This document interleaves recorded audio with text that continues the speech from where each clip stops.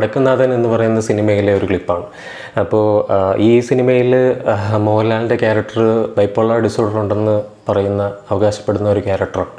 അപ്പോൾ ഇതിൽ bipolar disorder കാണിച്ചിരിക്കുന്ന രീതിയിൽ ശരിക്കും അതാണോ ബൈപ്പോളർ ഡിസോർഡർ? എന്താണ് ബൈപ്പോളർ ഡിസോർഡർ? നിങ്ങൾ മറ്റൊരു സിനിമയായ 12th മാൻ എന്ന് പറയുന്ന മോഹൻലാൽ തന്നെ അഭിനയിച്ച സിനിമയിൽ ഒരു ക്യാരക്ടർ, അനുശ്രീ അഭിനയിച്ച ഒരു ക്യാരക്ടറിന് ഇതുപോലെ ബൈപ്പോളർ ഡിസോർഡർ എന്ന് പറഞ്ഞിട്ട് അവിടെയും കണ്ടിട്ടുണ്ടാവും. അപ്പോൾ ഈ വളരെയധികം മിസ്അണ്ടർസ്റ്റാൻഡ് ചെയ്യുന്ന മിസ്കൺസെപ്ഷൻസ് ഉള്ള ഒരു ഡിസോർഡറാണ് ബൈപ്പോളർ ഡിസോർഡർ. ഒരുപാട് തെറ്റിദ്ധാരണകൾ അതുമായിട്ട് ബന്ധപ്പെട്ട് നിലനിൽക്കുന്നുണ്ട്. പ്രത്യേകിച്ച് നമ്മൾ മലയാളികൾക്കിടയിൽ ശരിക്കും എന്താണ് എന്ന് വ്യക്തമായി മനസ്സിലാവാത്ത ഒരുപാട് ആൾക്കാരുണ്ട്. അപ്പോൾ അവർക്കൂടെ വേണ്ടിയിട്ടാണ് ഇന്ന് ഈ വീഡിയോ ചെയ്യുന്നത്. ഹായ്, എൻ്റെ പേര് അജയ് കാർത്തിക്. ഞാനൊരു ജേർണലിസ്റ്റും സോഷ്യൽ ജസ്റ്റിസ് അഡ്വക്കേറ്റുമാണ്. ഞാൻ ഇത്തരത്തിൽ മെൻ്റൽ ഹെൽത്ത് റിലേറ്റഡ് ആയിട്ടുള്ള വീഡിയോസ് കൂടുതൽ പേരിലേക്ക് അവെയർനെസ് എന്നുള്ള രീതിയിൽ എത്തിക്കുക എന്നുള്ളതാണ് ഇപ്പോൾ ചെയ്തുകൊണ്ടിരിക്കുന്നത്.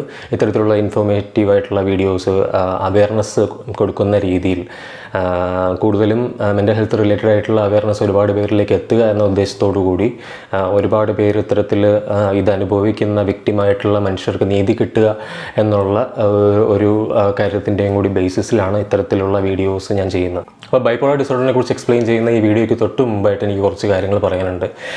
ഞാൻ ബോർഡർ ലൈൻ പേഴ്സണാലിറ്റി ഡിസോർഡറിൻ്റെ വീഡിയോയിൽ ചെയ്ത ആ വീഡിയോ കണ്ടിട്ടുള്ളവർക്ക് അറിയാൻ പറ്റും. അതിനകത്ത് ഞാൻ പറഞ്ഞിട്ടുള്ള സയൻസും കാര്യങ്ങളൊക്കെ ചിലരിൽ ഞാൻ പറഞ്ഞിട്ടുണ്ടായിരുന്ന വീഡിയോയിൽ ഓരോരുത്തരിലും ഇത് വ്യത്യാസപ്പെട്ട് വരും. എല്ലാവരിലും എല്ലാ സയൻസും കണ്ടുകൊള്ളണമെന്നില്ല എന്ന്. അപ്പോൾ എൻ്റെ അടുത്ത് കമൻറ്റ് സെക്ഷനിൽ ചോദിച്ചിട്ടുണ്ടായിരുന്നു, അത് ബൈപ്പോളർ ഡിസോർഡർ ഉള്ളവരിൽ വയലൻസ് കാണിക്കാത്തവരും സെൽഫ് ഹാം ടെൻഡൻസീസ് ഒന്നും ഇല്ലാത്തവരും ഇല്ലേ എന്ന് പറഞ്ഞിട്ട് എന്നോട് കമൻറ്റ് സെക്ഷനിൽ ചോദിച്ചിട്ടുണ്ടായിരുന്നു ചിലർ. അപ്പോൾ ഞാനത് പ്രത്യേകം എടുത്ത് പറയുകയാണ് ഇപ്പോൾ ഈ വീഡിയോയിൽ. കാരണം അത് അഡ്രസ്സ് ചെയ്യപ്പെടേണ്ട ഒരു കാര്യം തന്നെയാണ്. അപ്പോൾ ഇപ്പോൾ ഈ പറയുന്ന പല ഡിസോർഡറിലാണെങ്കിലും ജനറലായിട്ടുള്ള കാണപ്പെടുന്ന സയൻസും സിംറ്റംസുമാണ് നമ്മൾ പറയുന്നത്, കോമൺ ആയിട്ട് കാണുന്നത്. അപ്പോൾ പല ആൾക്കാരിലും ഇത് വ്യത്യാസപ്പെട്ട് വരാം. ചില ആൾക്കാരിൽ അവെയർനെസ് കൂടുന്നതനുസരിച്ച് ഇതിൽ മാറ്റം ഉണ്ടാകാം. ചില ആൾക്കാരിൽ എല്ലാ സയൻസും കാണണമെന്നില്ല. ഇപ്പോൾ വയലൻസും സെൽഫ് ഹാമോ ഒന്നും ബോർഡർ ലൈൻ പേഴ്സണാലിറ്റി ഡിസോർഡറിൽ ഇല്ലാത്ത ആൾക്കാരുണ്ട്. അപ്പോൾ അങ്ങനെയുള്ളവർ ഉണ്ടെന്നുണ്ടെങ്കിൽ അവർക്ക് ഈ വീഡിയോയിൽ പറഞ്ഞ കാര്യങ്ങൾ വെച്ചിട്ട് എന്തെങ്കിലും ബുദ്ധിമുട്ടുണ്ടായിട്ടുണ്ടെങ്കിൽ ഞാൻ പേഴ്സണലി ക്ഷമ ചോദിക്കുകയാണ്. കാരണം എനിക്കറിയാം ആ ഒരു ഡിസോർഡർ ഉണ്ടായിരിക്കുന്ന ആൾക്ക് ഇത്തരത്തിലുള്ള കാര്യങ്ങൾ കേൾക്കുമ്പോൾ ഉണ്ടാകുന്നൊരു വിഷമം. കാരണം അല്ലേ തന്നെ നമ്മുടെ വലിയൊരു സ്റ്റിഗ്മ നിലനിൽക്കുന്ന ഒരു മേഖലയാണ് ഈ മെൻ്റൽ ഹെൽത്ത്, ഈ പേഴ്സണാലിറ്റി ഡിസോർഡർ തുടങ്ങിയ കാര്യങ്ങൾ ഇപ്പോഴും നമ്മുടെ നാട്ടിൽ. അപ്പോൾ ഇത്തരത്തിലുള്ളൊരു വലിയ സ്റ്റിഗ്മ നിലനിൽക്കുന്നതുകൊണ്ടാണ് പലരും ഓപ്പണായിട്ട് അഡ്മിറ്റ് ചെയ്യാൻ തന്നെ മടിക്കുന്നത്, ഞങ്ങൾക്ക് ഇങ്ങനെ ഒരു ഡിസോർഡർ ഉണ്ടെന്നും ഒരു ഇഷ്യൂ ഉണ്ടെന്നും ഒക്കെ. കാരണം അങ്ങനെ അഡ്മിറ്റ് ചെയ്താൽ ഒറ്റപ്പെടുത്താനുള്ള സാധ്യത കൂടുതലാണ്. കൃത്യമായിട്ട് ഇതിനെപ്പറ്റി തിരിച്ചറിവില്ലാത്തതിൻ്റെ പേരിൽ തന്നെ അവർ ഈ പറഞ്ഞ പോലെ ജഡ്ജ്മെൻറ്റിലാകാനുള്ള സാധ്യത കൂടുതലാണ്. നിങ്ങളുടെ ഒരു ഡിസോർഡറിനെ പറ്റി ഒരു പ്രോബ്ലത്തെ പറ്റി, ഒരു ഇഷ്യൂ, മെൻ്റൽ ഹെൽത്ത് ഇഷ്യൂവിനെ പറ്റിയിട്ട് ബാക്കിയുള്ളവർക്ക് ഡീപ്ലി മനസ്സിലാക്കാനുള്ള ഒരു സമയമൊന്നും അവർ ചിലവാക്കിയെന്ന് വരില്ല. എന്നാൽ വളരെയധികം ജഡ്ജ് ചെയ്യുകയും ചെയ്യും എന്നുള്ള പോസിബിലിറ്റി ഉണ്ട്. അപ്പോൾ അതുകൊണ്ട് തന്നെയാണ് പലരും ഇതൊന്നും അക്സെപ്റ്റ് ചെയ്യാതെയും ഇതിനെ പറ്റിയിട്ട് പുറത്ത് പറയാതെയൊക്കെ ഇരിക്കുന്നത്. അപ്പോൾ നമ്മളിവിടെ കണ്ട വടക്കുംനാഥൻ എന്ന് പറയുന്ന മോഹൻലാലിൻ്റെ സിനിമയിലെ ആ ഒരു സീനിൽ, ആ ഒരു ക്ലിപ്പിൽ കാണിക്കുന്ന ആ ഒരു വൈദ്യൻ പറയുന്ന പോലെ ഒരുപാട് ഓവർലോഡായിട്ടുള്ള ഇൻഫർമേഷൻ ഇങ്ങനെ തലയിൽ വെച്ചിട്ടാണ്, ഒരുപാട് വിവരം തലയിൽ കയറ്റി വെച്ചിട്ടാണ് നിങ്ങൾക്ക് ബൈപ്പോളർ ഡിസോർഡർ വന്നതെന്നാണ് പുള്ളി പറയുന്നത്. ബൈപ്പോളർ ഡിസോർഡർ എന്ന് പറയുന്ന എക്സ്ട്രീം ആയിട്ടുള്ള മൂഡ് സ്വിങ്സ് ഉണ്ടാകുന്ന ഒരു കോംപ്ലക്സ് ആയിട്ടുള്ള മൂഡ് ഡിസോർഡറാണ്. ഇത്തരത്തിൽ മൂഡ് സ്വിങ്സ് ഹൈയും ലോയും എന്ന് പറഞ്ഞ രണ്ട് രീതിയിൽ കാണാറുണ്ട്. ഇൻറ്റൻസ് ഹൈ എന്ന് പറയുന്ന മാനിക് സ്റ്റേജും ഡെലിബറേറ്റ് ലോ എന്ന് പറയുന്ന ഡിപ്രസീവ് സ്റ്റേറ്റും. അപ്പോൾ വളരെ ഇൻറ്റൻസ് ആയിട്ടുള്ള ഹൈ ആയിട്ടുള്ള മൂഡ് സ്വിങ്, അതായത് വളരെ എനർജറ്റിക് ആയിട്ട് അവർ കാണപ്പെടും. ആ സമയത്ത് വളരെയധികം ഹൈപ്പറായിട്ടുള്ള വളരെയധികം എനർജറ്റിക് ആയിട്ടുള്ളൊരു മൂഡായിരിക്കും ആ സമയത്ത് ഉണ്ടാകുക. നേരെ മറിച്ച് ഈ ഒരു ഡിപ്രസീവ് സ്റ്റേറ്റിൽ വരുമ്പോഴത്തേക്കും വളരെ ഡിപ്രസീവായിട്ട് വളരെയധികം തളർന്ന അവസ്ഥയിൽ, വളരെ ക്ഷീണിച്ച അവസ്ഥയിലായിരിക്കും അവരുണ്ടാവുക. ഡെയിലി ചെയ്യുന്ന കാര്യങ്ങളൊന്നും പ്രോപ്പറായിട്ട് ചെയ്യാൻ കഴിയാത്ത ഒരവസ്ഥയിലായിരിക്കും കാണപ്പെടുക. ബൈപ്പോളർ ഡിസോർഡർ തന്നെ രണ്ട് മെയിൻ ടൈപ്പായിട്ട് തരംതിരിച്ചിട്ടുണ്ട്. ബൈപ്പോളർ ഡിസോർഡർ 1ഉം ബൈപ്പോളർ ഡിസോർഡർ 2ഉം. ബൈപ്പോളർ 1 ഡിസോർഡർ എന്ന് പറയുന്നത് അറ്റ്ലീസ്റ്റ് ഒരു മാനിക് എപ്പിസോഡും അത് കഴിഞ്ഞിട്ട് ഒരു ഡിപ്രസീവ് എപ്പിസോഡും വരുന്ന ഒരു സ്റ്റേറ്റാണ് ബൈപ്പോളർ 1 ഡിസോർഡർ എന്ന് പറയുന്നത്. ബൈപ്പോളർ 2 ഡിസോർഡർ എന്ന് പറയുന്നത് ഒരു ഹൈപ്പോമാനിക് എപ്പിസോഡും, അതായത് ഒരു മൈൽഡർ ഫോം ഓഫ് മാനിയയുടെ ഒരു മൈൽഡർ ആയിട്ടുള്ള ഫോമും അത് കഴിഞ്ഞിട്ട് ഒരു വളരെ ഡിപ്രസീവ് ആയിട്ടുള്ള എപ്പിസോഡ്സും വരുന്നതാണ് ബൈപ്പോളർ 2 ഡിസോർഡർ. ഈ ഹൈ സ്റ്റേറ്റ് എന്ന് പറയുന്ന മാനിക് എപ്പിസോഡിൻ്റെ സമയത്ത് വളരെ ഇൻക്രീസ്ഡ് ആയിട്ടുള്ള എനർജിയും ആക്ടിവിറ്റി ലെവൽസും അവരിൽ കാണാറുണ്ട്. നിരന്തരമായിട്ട് ഇങ്ങനെ മനസ്സിൽ വന്നുകൊണ്ടിരിക്കുന്ന റേസിംഗ് ആയിട്ടുള്ള തോട്ട്സും ഒരു ഓവർലോഡ് ഓഫ് നെഗറ്റീവ് തോട്ട്സ് ഉണ്ടാവും അവരുടെ മൈൻഡിൽ ആ സമയത്ത്. പിന്നെ വളരെ പ്രഷേർഡായിട്ട് അവർ സംസാരിക്കും ആ സമയത്ത്. എന്ന് വെച്ചാൽ ഉള്ളിൽ പറയണ്ടെന്നുണ്ടായിരിക്കും, പറഞ്ഞിട്ട് കാര്യമില്ല എന്നുണ്ടായിരിക്കും, ഫ്രസ്ട്രേഷൻ ഉണ്ടായിരിക്കും. അപ്പോൾ വളരെ പ്രഷേർഡായിട്ടുള്ള ഒരു സ്പീച്ചായിരിക്കും ആ സമയത്ത് അവരുടെ ഭാഗത്തു നിന്നുണ്ടാവുക. ഇപ്പോൾ ഈ ഹൈ മൂഡ് സ്വിങ് എന്ന് പറയുന്ന ഒരു മാനിക് സ്റ്റേറ്റ് വരുന്ന സമയത്ത് ഒരു ഇൻഫ്ലേറ്റഡ് സെൻസ് ഓഫ് സെൽഫ് ആയിരിക്കും ഉണ്ടായിരിക്കുക. അവരുടെ ഭാഗമായിരിക്കും അവരെപ്പോഴും പറഞ്ഞുകൊണ്ടിരിക്കുക. ഒരു ടൈപ്പ് ഓഫ് ഗ്രാൻഡ്യൂസിറ്റി ആ സമയത്ത് ഉണ്ടാവാൻ സാധ്യതയുണ്ട്. ആ ഗ്രാൻഡ്യൂസിറ്റി ഉള്ളവർ കാണിക്കാൻ സാധ്യതയുണ്ട്. ഞാൻ നേരത്തെ പറഞ്ഞ പോലെ എക്സെപ്ഷൻ ആയിട്ടുള്ള കേസുകൾ ഒബ്വിയസ്ലി ഉണ്ട്. എല്ലാവരിലും ഇത് കണ്ടുവരണമെന്നില്ല. അതിനൊപ്പം തന്നെ ഈ മാനിക് എപ്പിസോഡിൻ്റെ സമയത്ത് സ്ലീപ്പ് വളരെ കുറവായിരിക്കും. വളരെ ഡിക്രീസ്ഡ് എമൗണ്ട് ഓഫ് സ്ലീപ്പ് ആയിരിക്കും. വളരെ കുറച്ച് അവേഴ്സ് സ്ലീപ്പ് മാത്രമേ അവർക്ക് കിട്ടുകയുള്ളൂ. ചിലപ്പോൾ സ്ലീപ്പ് തന്നെ കിട്ടിയില്ല എന്നുള്ള അവസ്ഥയും വരാറുണ്ട്. അപ്പോൾ ഈ സമയങ്ങളിൽ വളരെ കുറച്ച് സ്ലീപ്പ് മാത്രമേ അവർക്ക് കിട്ടാറുള്ളൂ. ചിലപ്പോൾ സ്ലീപ്പ് തന്നെ കിട്ടിയില്ല എന്നുള്ള അവസ്ഥയും വരാറുണ്ട്.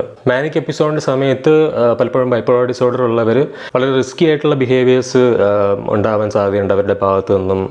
ലൈക്ക് ഒരുപാട് സ്പെൻഡ് ചെയ്യുക, കയ്യിലിരിക്കുന്ന പൈസ നോക്കാതെ കണ്ണി കണ്ട സാധനങ്ങൾ വാങ്ങിക്കൂട്ടുക, ഒരുപാട് ജങ്ക് ഫുഡ് കഴിക്കുക, അല്ലെങ്കിൽ സബ്സ്റ്റൻസ് അബ്യൂസ്, അങ്ങനെയുള്ള കാര്യങ്ങളൊക്കെ ആ ഒരു മാനിക് സ്റ്റേറ്റിൽ, ഒരു ഹൈ സ്റ്റേറ്റിൽ അവരിൽ കാണാൻ സാധ്യതയുണ്ട്. ഇനി ഇതിൻ്റെ നേരെ ഓപ്പോസിറ്റ് ആയിട്ടുള്ള ഡിപ്രസീവ് ആയിട്ടുള്ള മൂഡ് സ്വിങ് എപ്പിസോഡിനെ പറ്റി സംസാരിക്കാം. ആ ഡിപ്രസീവ് എപ്പിസോഡും ഡിപ്രസീവ് ആയിട്ടുള്ള മൂഡ് സ്വിങ് വന്ന് വരുമ്പോഴും തീരെ ഹോപ്പ്ലെസ് ആയിട്ടുള്ള, ഒട്ടും എനർജി ഇല്ലാത്ത, പ്രതീക്ഷകളില്ലാത്ത ഒരു അവസ്ഥയിലേക്ക് അവരെത്താറുണ്ട്. ഈ ഡിപ്രസീവ് എപ്പിസോഡ് വരുന്ന സമയത്ത് കുറച്ചധികം സമയത്തേക്ക് അല്ലെങ്കിൽ കുറച്ചധികം ദിവസങ്ങളിലേക്ക് അവർ വളരെ ഡിപ്രസ്ഡ് ആയിട്ട്, വളരെയധികം സാഡായിട്ട്, പ്രതീക്ഷകളില്ലാതെ എംപ്റ്റി ആയിട്ടൊക്കെ കാണപ്പെടാനുള്ള സാധ്യതയുണ്ട്. അവർ വളരെ സാഡായിട്ട്, ഹോപ്പൊന്നും ഇല്ലാതെ വളരെ എംപ്റ്റി ആയിട്ട് കാണപ്പെടും. ഒരു സമയത്ത് അവർ ആസ്വദിച്ചുകൊണ്ടിരുന്ന, അവർക്ക് ആനന്ദം കിട്ടിയിരുന്ന കാര്യങ്ങളൊന്നും ആ സമയത്ത് ചെയ്തു കഴിഞ്ഞാൽ അവർക്ക് ആനന്ദം കിട്ടാതെയോ അതിൽ താല്പര്യമില്ലാതെയോ വരികയും ചെയ്യുന്നത് ഈ ഒരു സമയത്ത് കാണാനായിട്ട് സാധിക്കും. അവരുടെ വിശപ്പിൻ്റെ കാര്യത്തിലും അവരുടെ ഉറക്കത്തിൻ്റെ കാര്യത്തിലും വളരെ സിഗ്നിഫിക്കൻ്റ് ആയിട്ടുള്ള ചേഞ്ചസ് ഈ ഒരു സമയത്തുണ്ടാവും. അതായത് വിശപ്പ് കൃത്യമായിട്ടില്ല, വിശപ്പിൻ്റെ സമയം, ആഹാരം കഴിക്കുന്ന സമയമൊക്കെ മറിയുക, വിശപ്പ് ഇല്ലാതിരിക്കുന്ന അവസ്ഥ, വിശപ്പുള്ളപ്പോൾ വളരെ വലിച്ചുവാരി ആഹാരം കഴിക്കുന്ന അവസ്ഥ, ഉറക്കം തീരെ ഇല്ലാതിരിക്കുന്ന അവസ്ഥ, ഇതൊക്കെ ഈ സമയത്ത് ഉണ്ടാവാൻ സാധ്യതയുണ്ട്. തീരുമാനങ്ങൾ എടുക്കാനും കോൺസെൻട്രേറ്റ് ചെയ്യാനുള്ള ബുദ്ധിമുട്ട് ഈ ഒരു സമയത്ത് കണ്ടുവരാറുണ്ട്. വളരെ ബുദ്ധിമുട്ടായിരിക്കും അവർക്ക് ഫോക്കസ് ചെയ്യാനും ഒരു കാര്യത്തിൽ കോൺസെൻട്രേറ്റ് ചെയ്യാനും എന്തെങ്കിലും തീരുമാനങ്ങൾ എടുക്കാനും. ശരിക്കും ബേൺ ഔട്ട് ആയതുപോലത്തെ ഒരു അവസ്ഥയിലായിരിക്കും ആ സമയത്ത് അവരുണ്ടാവുക. ഇമോഷണലി, ഫിസിക്കലി ആൻഡ് മെൻ്റലി തളർന്നു പോയ ഒരു അവസ്ഥയിൽ. പലപ്പോഴും ഇത്തരത്തിൽ ഡിപ്രസീവ് എപ്പിസോഡ് വരുമ്പോഴത്തേക്കും സൂയിസൈഡൽ തോട്ട്സും ഇതുപോലെ സൂയിസൈഡൽ പ്ലാൻസ് ഉണ്ടാക്കുക, തോട്ട്സ് വരിക എന്നൊക്കെയുള്ള കാര്യങ്ങളൊക്കെ ഉണ്ടാവാൻ സാധ്യതയുണ്ട്. കൂടുതലും ഇതൊക്കെ ഒരു തരത്തിൽ ഈ പറഞ്ഞ പോലെ സബ്സ്റ്റൻസ് അബ്യൂസൊക്കെ കൂടുതലായിട്ട് വരുന്നവരിലാണ് അത് കാണാനായിട്ട് സാധ്യത. ഈ സബ്സ്റ്റൻസ് അബ്യൂസൊക്കെ ഇത്തരത്തിലുള്ള ട്രെയ്റ്റ്സ് എലിവേറ്റ് ചെയ്യാൻ സാധ്യതയുള്ള കാര്യങ്ങളാണ്. അപ്പോൾ അതൊരു ഇമ്പോർട്ടൻ്റ് ആയിട്ടുള്ള കാര്യമാണ്. അപ്പോൾ ഞാനിവിടെ പറഞ്ഞ ഇതിൻ്റെ സ്പെസിഫിക് ആയിട്ടുള്ള സിംറ്റംസും ഇതിൻ്റെ ഒരു സിവിയറിറ്റിയും അതിൻ്റെ ഒരു തീവ്രതയൊക്കെ പല ആൾക്കാരിലും ഡിഫറെൻ്റ് ആയിട്ടായിരിക്കും വരുന്നത്. അപ്പോൾ ഇത്തരത്തിൽ നിങ്ങൾക്ക് ഈ പാറ്റേൺസ് എല്ലാം നിങ്ങളുടെ ഒരു ക്യാരക്ടറിസ്റ്റിക്സിൽ നിങ്ങളുടെ ഡെയിലി ലൈഫിൽ കാണുന്നുണ്ടെങ്കിൽ, ഒരു നിരന്തരമായിട്ട് കുറേ കാലത്തേക്ക് നിങ്ങളുടെ ഡെയിലി ലൈഫിനെ എഫക്റ്റ് ചെയ്യുന്ന രീതിയിൽ ഇത് കാണുന്നുണ്ടെങ്കിൽ ഒരു ഡയഗ്നോസിസിന് വിധേയമാവുക. ഒരു എക്സ്റ്റെൻഡഡ് പീരീഡ് ഓഫ് ടൈമിൽ ഇതൊക്കെ നിങ്ങൾ കാണുന്നുണ്ടെങ്കിൽ ഒരു പ്രൊഫഷണൽ ഹെൽപ്പ് നിങ്ങൾ എടുക്കേണ്ടതാണ്. ഒരു പ്രൊഫഷണൽ തെറാപ്പിസ്റ്റിൻ്റെ ഹെൽപ്പ് ഈ സമയത്ത് നിങ്ങൾ എടുക്കേണ്ട ഒരു ആവശ്യകതയുണ്ട്. ഇനിയൊരു മിത്ത് ബസ്റ്റിംഗ് സെഷനാണ്. ഒരുപാട് ഇത്തരത്തിലുള്ള തെറ്റിദ്ധാരണകളും മറ്റ് ഈ പറഞ്ഞ പോലെ പറഞ്ഞുണ്ടാക്കിയിട്ടുള്ള ഈ അപക്വമായിട്ടുള്ള ധാരണകളും ഒക്കെ പൊളിച്ചെടുക്കാനുള്ളൊരു സമയമാണ്. അത് ഓരോന്നോരോന്നായിട്ട് എന്തൊക്കെയാണെന്ന് നമുക്ക് നോക്കാം. അപ്പോൾ അവരിതുപോലെ ഇതൊക്കെ വളരെ അപൂർവമായി മാത്രം കണ്ടുവരുന്ന ഒരു അസുഖമാണ്. ഇതിനങ്ങനെയാണ് ചെയ്യേണ്ടത്, ഇങ്ങനെയാണ് ചെയ്യേണ്ടത്, നിങ്ങളിപ്പോൾ ഒന്നും ചെയ്യരുത്, എന്ത് തൊട്ടാലും ഇപ്പോൾ പ്രശ്നമാണ്.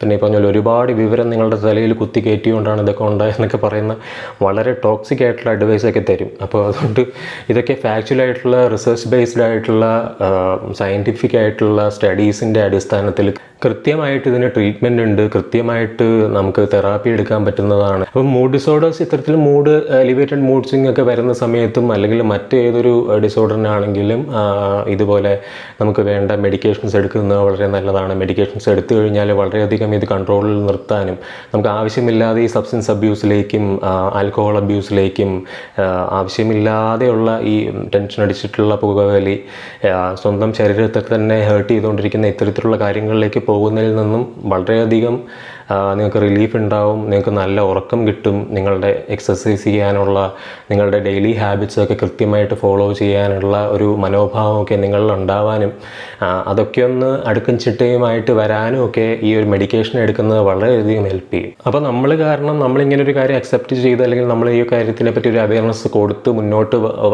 വന്നതിൻ്റെ ഭാഗമായിട്ട് ഒരാൾ വന്നിട്ട് തെറാപ്പി എടുത്തു കഴിഞ്ഞാൽ അവരുടെ ജീവിതത്തിൽ കുറച്ച് അധികം സന്തോഷം വന്നു കഴിഞ്ഞാൽ, സമാധാനം വന്നു കഴിഞ്ഞാൽ അതൊരു വലിയ കാര്യമല്ലേ. ഞാനതിനെ ഒരു വലിയ കാര്യമായിട്ട് തന്നെയാണ് കാണുന്നത്. ഈ മേനിയ കാരണം ഇമ്പൾസീവായിട്ടുള്ള ബിഹേവിയേഴ്സ് കണ്ടെന്നിരിക്കാം, പക്ഷേ വയലൻസ് എന്ന് പറയുന്ന കാര്യമൊന്നും അതിൽ വരുന്നതല്ല. അതുമാത്രമല്ല, വയലൻസ് എന്ന് പറയുന്നത് മറ്റ് അൺട്രീറ്റഡ് ആയിട്ടുള്ള ഇൽനെസ്സിലും സബ്സ്റ്റൻസ് അബ്യൂസിനും ആയിട്ടൊക്കെ ബന്ധപ്പെട്ട് കിടക്കുന്ന ഒരു കാര്യമാണ്. അതിൽ നിന്നൊക്കെയാണ് ഈ വയലൻസ് വരുന്നത്. അല്ലാതെ ബൈപ്പോളർ ഡിസോർഡർ ഉള്ളത് കൊണ്ട് ഒരു വ്യക്തി ഒരിക്കലും വയലൻ്റ് ആവണമെന്ന് നിർബന്ധമൊന്നുമില്ല, അല്ലെങ്കിൽ ബൈപ്പോളർ ഡിസോർഡർ കാരണമല്ല അവർ വയലൻ്റ് ആവുന്നത്. മിത്ത് നമ്പർ 2, ബൈപ്പോളർ ഡിസോർഡർ ഉള്ളവരൊക്കെ വളരെ ദുർബലരായിട്ടുള്ള വീക്കായിട്ടുള്ള മനുഷ്യരാണ്. ബൈപ്പോളർ ഡിസോർഡർ എന്ന് പറയുന്നത് ബ്രെയിനിലുള്ള ഒരു കെമിക്കൽ ഇംബാലൻസിൻ്റെ ഭാഗമായിട്ടുണ്ടാകുന്ന ഒരു കണ്ടീഷനാണ്. അതൊരു ആളുടെ പേഴ്സണാലിറ്റിയോ അയാളുടെ പേഴ്സണൽ സ്ട്രെങ്തിനെയോ ഒന്നും ഡിഫൈൻ ചെയ്യുന്ന ഒരു കാര്യമല്ല. മാത്രവുമല്ല, ബൈപ്പോളർ ഡിസോർഡർ ഉള്ളവർക്ക് അതിൽ നിന്ന് റിക്കവറി ചെയ്ത് വരാനുള്ള പ്രത്യേക കഴിവുള്ളവരാണ് ബൈപ്പോളർ ഡിസോർഡർ ഉള്ളവർ. അപ്പോൾ അവർ അതിൽ നിന്നും ഓവർകം ചെയ്ത് വരാനുള്ള കപ്പാസിറ്റി ഉള്ളവരാണ്. അപ്പോൾ അവർ ദുർബലരായ മനുഷ്യരെന്ന് പറഞ്ഞ് മുദ്ര കുത്തുന്നത് വളരെ തെറ്റായിട്ടുള്ള ഒരു തെറ്റിദ്ധാരണയാണ്, അല്ലെങ്കിൽ മാറ്റേണ്ട ഒരു തെറ്റിദ്ധാരണയാണ്. അപ്പോൾ ഇത്തരത്തിലുള്ള മണ്ടത്തരങ്ങൾക്ക് ചെവി കൊടുക്കാതിരിക്കുക. മണ്ടത്തരങ്ങൾ പറഞ്ഞുകൊണ്ട് നടക്കുന്നവരെ പറഞ്ഞ് തിരുത്താനായിട്ട് ശ്രമിക്കുക. പിന്നെയും മണ്ടത്തരം പറഞ്ഞുകൊണ്ടിരിക്കുന്നവരത്താണെങ്കിൽ നിങ്ങൾ പ്രത്യേകിച്ചൊന്നും ചെയ്യേണ്ട, ഇഗ്നോർ ചെയ്യുക. ഇപ്പോൾ അതിൻ്റെ ഡിഫറൻസ് കാണാൻ വേണ്ടിയിട്ട് ഞാനൊരു ടേബിൾ ഇവിടെ കാണിക്കാം. ഇതിൽ നിങ്ങൾക്ക് നോക്കിയാൽ മനസ്സിലാവും. ഈ മൂഡ് ഡിസോർഡർ എന്ന് പറയുന്ന ബൈപ്പോളർ ഡിസോർഡർ ഒരാളുടെ ഇമോഷണൽ സ്റ്റേറ്റിനെയാണ് ബാധിക്കുന്നത്. എന്നാൽ പേഴ്സണാലിറ്റി ഡിസോർഡർ എന്ന് പറയുന്നത് പേഴ്സണാലിറ്റി ഡിസോർഡർ ആയിട്ടുള്ള കാര്യങ്ങൾ അവരുടെ തിങ്കിങ്, ബിഹേവിയർ, റിലേഷൻഷിപ്പിനെയൊക്കെ ബാധിക്കുന്ന കാര്യങ്ങളാണ്. പിന്നെ മൂഡ് ഡിസോർഡർ എന്ന് പറയുന്ന ബൈപ്പോളർ ഡിസോർഡറിൻ്റെ ബൈപ്പോളർ ഡിസോർഡറിൻ്റെ സിംറ്റംസ് ഇവിടെ കാണുന്ന പോലെ എക്സ്ട്രീം മൂഡ് സ്വിങ്സ് ആണെങ്കിൽ, പേഴ്സണാലിറ്റി ഡിസോർഡറിൻ്റെ സിംറ്റംസ് റിജിഡ് ആയിട്ടുള്ള patterns of behaviour, difficulty with relationship, അതൊക്കെയാണ്.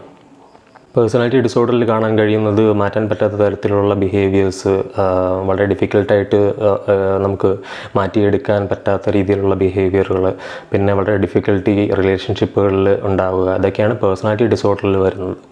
ബൈപ്പോളർ ഡിസോർഡറിൽ എക്സ്ട്രീമായിട്ടുള്ള മൂഡ് സ്വിങ്സ് ആണ് ഉണ്ടാകുന്നത്. മേനിയയും ഡിപ്രഷനും ഞാൻ നേരത്തെ പറഞ്ഞ പോലെ.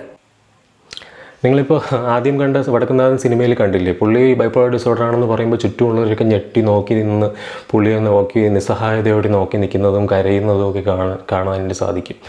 അന്ന് വളരെയധികം ചർച്ച ചെയ്യപ്പെട്ട വളരെ ഹിറ്റായ ഒരു സിനിമയാണ് വടക്കുന്നാഥൻ എന്ന് പറയുന്നത്. അപ്പോൾ ഇതിലെ ഈ ബൈപ്പോളർ ഡിസോർഡർ ഉള്ള ആൾക്കാരുടെ അടുത്തും പലരും പറയുന്നത് വടക്കുന്നാഥൻ സിനിമയിലെ മോഹൻലാൽ എന്നാണ് പറയുന്നത്. അപ്പോൾ ഒന്ന് ആലോചിച്ച് നോക്കുക, അത് ഡയഗ്നോസ് ചെയ്യുന്ന ആളുടെ ഒരു അവസ്ഥ, വ്യക്തിപരമായിട്ടുള്ളൊരു അവസ്ഥ, പേഴ്സണലായിട്ട് അത് ഡയഗ്നോസ് ചെയ്യപ്പെടുന്ന ഒരു വ്യക്തി ഇത് കേൾക്കും അവർക്കുണ്ടാകുന്ന മാനസികമായിട്ടുള്ള വിഷമവും ബുദ്ധിമുട്ടും ഒന്ന് ആലോചിച്ച് നോക്കുക.